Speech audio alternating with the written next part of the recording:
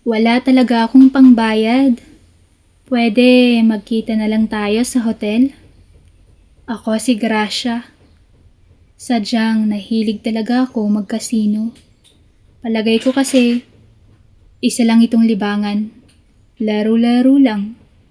Sa una, walang problema dahil may pera naman ako.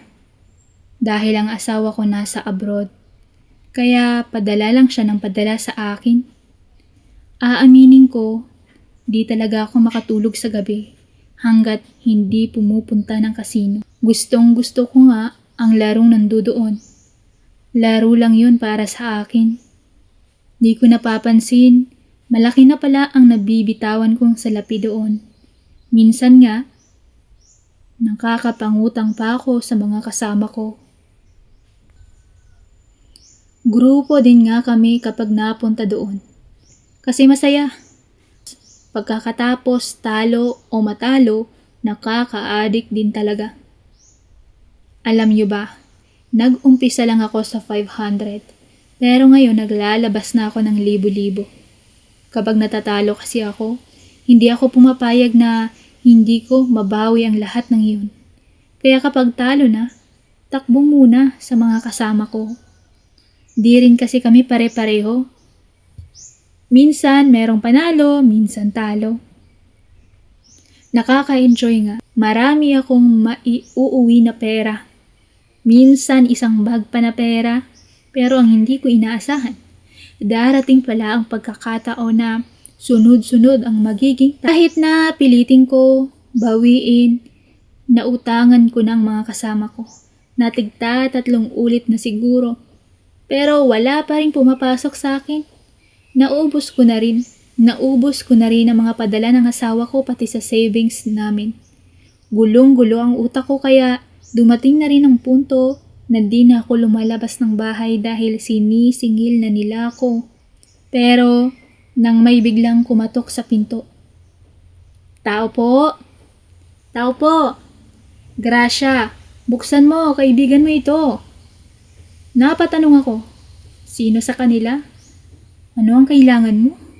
Sumagot siya ng, oo, matutulungan kita na makapagbayad. Dahil sa sinabi niyang iyon ay nabuhayan ako ng loob. Pinakbuksan ko siya ng pinto at pinagkape muna sa bahay. Ang dami niyang kwento. Nawawala talaga ang problema ko sa pera.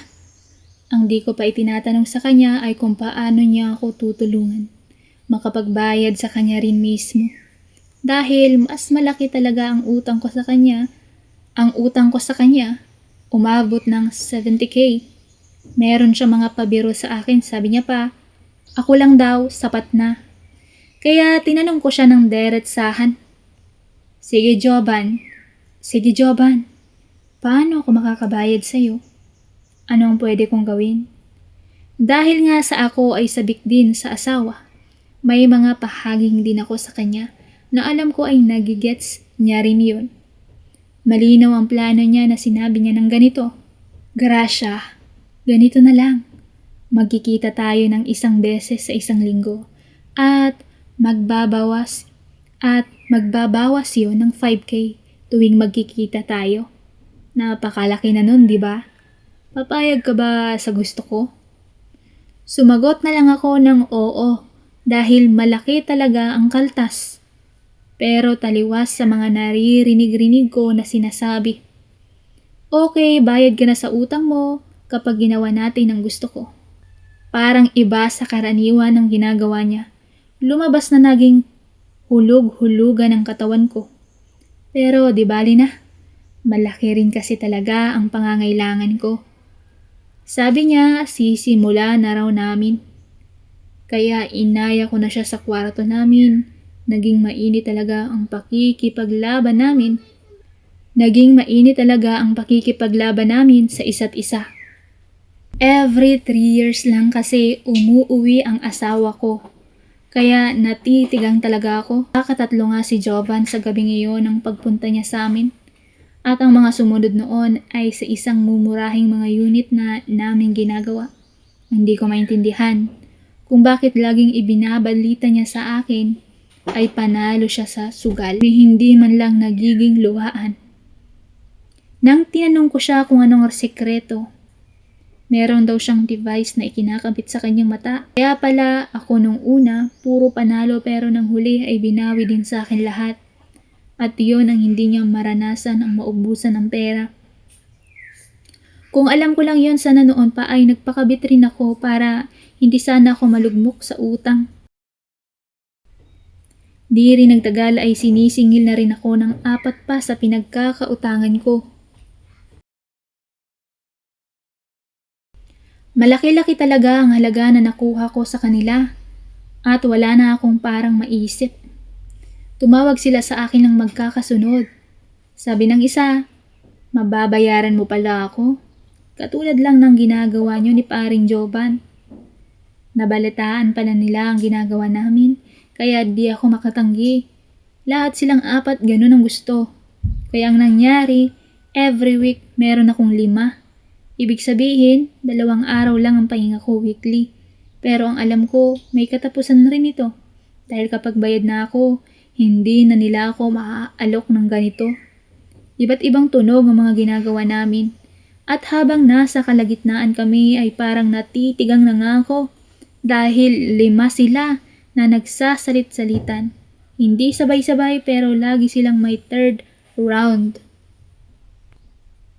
Nagkataon pa na uuwi ang asawa ko at sigurado ay araw-araw yun sa loob ng 1 buwan. Grabe, para akong binagsakan ng troso dahil sa ginawa ko. Wala pa rin tatalo sa asawa ko dahil kinaya niyang magdamag. Ganon ang naging rotation ng buhay ko. Nang mangyari ang hindi ko inaasahan, may pagkakataon na naganap. Si Joban pala ay wanted na ng kasino. Wala siyang ibang matakbuhan kundi ako. Pumunta siya sa bahay at humingi ng saklolo.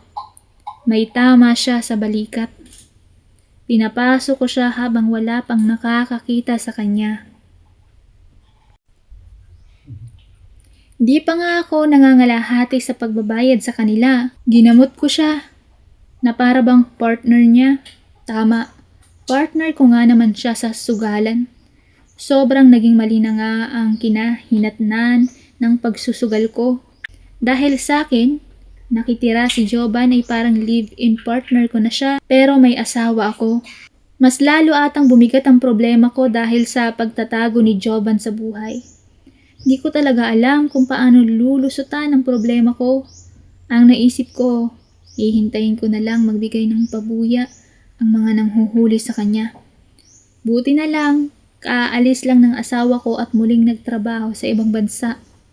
Naaki talaga ako sa sugal kaya gustong-gusto ko muling magkapera. Gusto ko ring mabayaran ng mga pinagkautangan ko. Palagay ko si Joban ang solusyon, kaya dapat malaki ang patong sa kanya. Kung 500,000 ay sigurado naman na bayad na ako at siguradong meron na naman akong pangsugal sa mga natitirang halaga mula sa pabuya. At dumating na nga ang pagkakataon para isumbong siya. Kaya lang 300k lang ang patong. Di bali na kaysa wala. Agad nga akong pumunta sa himpilan at pinaaresto ko siya para wala na ring maging problema. Madaling sabi, nahuli siya sa bahay at nahatulan siya ng habang buhay na pagkakakulong. Dahil nga sa pangyayaring iyon, ay nabayaran ko na ang mga pagkakautang ko dahil konti na lang naman kasi ang kalahati ay nabayaran ko na ng katawan ko. Kaya may natitira pa naman sa pera ko. Ang ginawa ko, muli kong isinugal para naman lumaki muli ang pera ko. Halos triple nga ang naging pera ko. Hindi nga makapaniwala na makakaahon pa ako sa pagkalugmok ko sa utang. Nagpautang rin ako ng nagpautang sa mga dati kong kakilala. Bumawi ako sa kanila. Naging milyonaryo na ako. Nagtataka ng asawa ko. Sa loob kasi ng 1 buwan, hindi ko siya kinulit para magpadala. Alam kong darating yung mga oras na muli akong matatalo sa sugal. Pagkalipas ng 3 buwan, wala akong naitabi sa panalo ko. Napakaraming